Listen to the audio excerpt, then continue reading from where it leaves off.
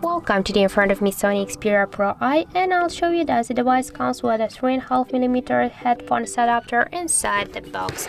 So now we'll check that. Here, as can you see, we got a lot of paperwork, and also we got here the original charger, Sony brick, and the USB cable.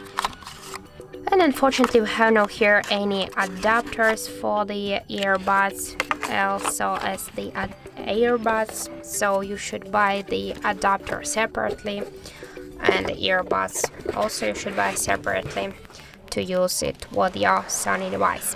So that's it. Thank you for watching, and if you find this video helpful, don't forget to leave a like, comment, and to subscribe our channel.